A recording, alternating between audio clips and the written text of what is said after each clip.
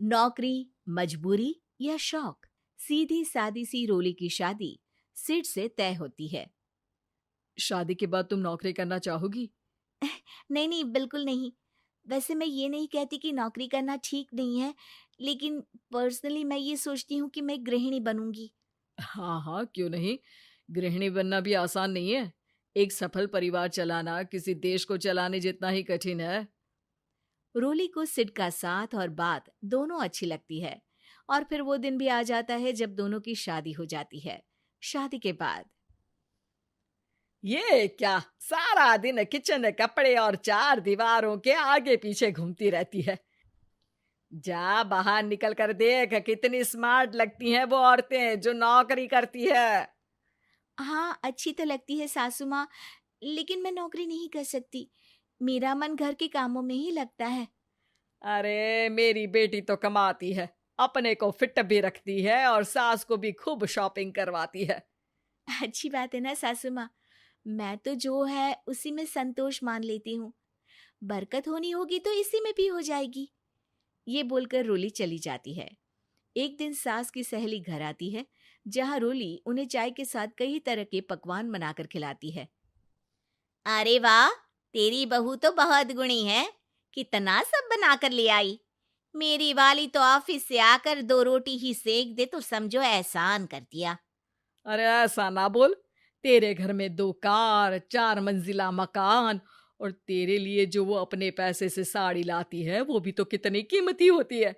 अरे मेरी वाली तो बस सारा दिन इन्हीं 2 कमरों को ताजमहल बनाने में लगी रहती है।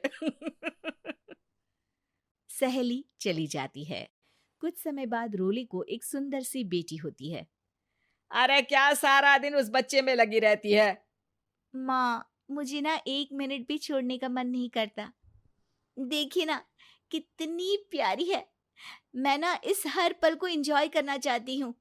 अरे हाँ हाँ, हमने भी बच्चे पाले हैं, हम भी जानते हैं कि कितने प्यारे होते हैं, और अपने बच्चे को बढ़ता हुआ देखना कितना अच्छा लगता है। लेकिन एक दिन अचानक और रोली, एक बहुत बड़ी घटना हो गई। एक शॉर्ट सर्किट से पूरी दुकान जल गई। ओह, अब अब क्या कुछ समझ में नहीं आ रहा कि कैसे घर चलेगा। घर की पूरी गाड़ी पटरी पर लाने के लिए कई साल लग जाएंगे, और वापस पहले जैसे होने में भी बहुत टाइम लग जाएगा। रोली रोली कुछ सोचती है, फिर अपने 3 महीने के बच्चे को देखती है और कहती है, आप कहें तो मैं नौकरी शुरू कर दूं? माँ मुन्नी को देख लेगी, फिर शाम को तो मैं घर आ ही जाऊंगी। सिड कुछ कहता उससे पहले ही उसकी सास वहां आ जाती है। अरे हाँ हाँ, अब भी तुझे नौकरी करने के लिए पूछना होगा। अरे घर पर इतनी बड़ी विपदा आ गई है, तू है कि बच्चे का मुंह देख रही है। अरे क्या मुझ पर भरोसा नहीं है? अरे नहीं नहीं माँ जी, ऐसा क्यों बोल रही हैं आप? फिर क्या था, सिड से पूछकर 3 महीने की बच्ची को रोली सास के पास छोड़कर चली जाती है। शाम को ऑफिस से आने पर अरे सारा दिन इसने तो चैन नहीं लेने दिया, बस गोदी में ले लेकर घूमती रही। हाथ दर्द हो रहा है।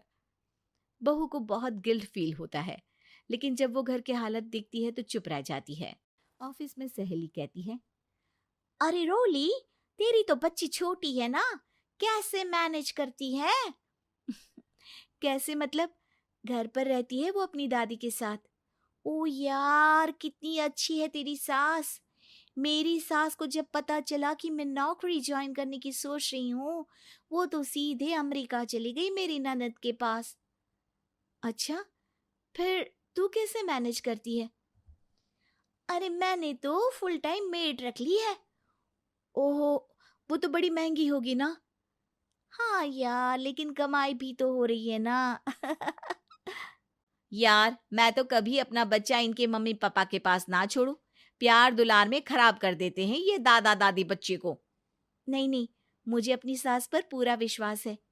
जो मेरे पति को इतनी अच्छी शिक्षा के साथ बड़ा कर सकती हैं, वो मेरी बच्ची को कभी नहीं बिगाड़ेगी। खैर, रोली की इस सोच से उलट पड़ोसियों के बीच हाथ में बच्ची पकड़े रोली की सास कहती है, अरे क्या बताऊं, सारा दिन बहू बाहर रहती है। पहले अपने बच्चे पालो, फिर बच्चों के बच्चे। अरे अपना जीवन तो कुछ रहा ही नहीं। अरे नहाने भी जाती हूं ना तो इसे साथ रखती हूँ, कल को कहीं गिर गई या चोट लग गई तो बहू तो हमारी खाल उखाड़ लेगी ना।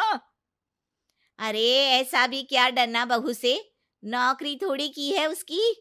अब क्या बताऊं, पढ़ी लिखी लड़कियां हैं आजकल की। चलो चलती हूँ, सब्जी बनाने का वक्त हो गया है। बच्चे आएंगे तो खाना तो बना मिले। सास ये बोलकर वहां से चली जाती है कि तभी रोली ऑफिस से घर पहुंचती है। बाहर पड़ोसियों को देखकर, नमस्ते आंटी जी, कैसी हैं आप? अरे बहुत अच्छी हूँ, लेकिन तेरी किस्मत तो सबसे अच्छी है। क्या सास पाई है, मोती दान किए होंगे तूने। तेरा बच्चा भी देखती है, खाना भी बनाती है। बेचारी बहुत काम करती है तेरी सास। हाँ आंटी, सही बोल रही हैं आप। अब ऑफिस भी दूर है तो आने जाने में वक्त चला जाता है। खैर चलती हूँ। हाँ हाँ बेटा जाओ, गर्मा गर्म खाना खाओ। रोली घर आती है, जहाँ सास एक बार फिर छोटी सी मुन्नी की शरारतें गिनाने में लग जाती है। अरे आज तो इसकी वजह से मुझे 2 बार कपड़े बदलने पड़े। बार बार पानी गिरा दे रही थी। दोपहर में थोड़ा सोचा कि आराम कर लूं तो दूध के लिए रोने लगी। हाय, मैं तो परेशान ही हो गई। रोली को सास की बात अब कुछ अजीब लगती है, पर वो जल्दी से कपड़े बदलकर किचन में जाकर रोटियां बनाने लगती है। सारा महीना काम करने के बाद रोली को सैलरी मिलती है। वो पैसे लेकर सीधे सास के पास जाती है। माँ जी, ये मेरी सैलरी। आपने हर कदम में इस घर का साथ दिया। मैं नौकरी करने के पक्ष में नहीं थी। मैं तो अपने बच्चे को बढ़ता देखना चाहती थी। मैं थोड़े में भी खुशी थी। कभी मैंने आपको किचन में पैर नहीं रखने दिया था। घर की मुसीबत नहीं आती तो मैं कभी इन जिम्मेदारियों को आप पर पड़ने नहीं देती। अब सास समझ चुकी थी कि उसकी गलती कहाँ है।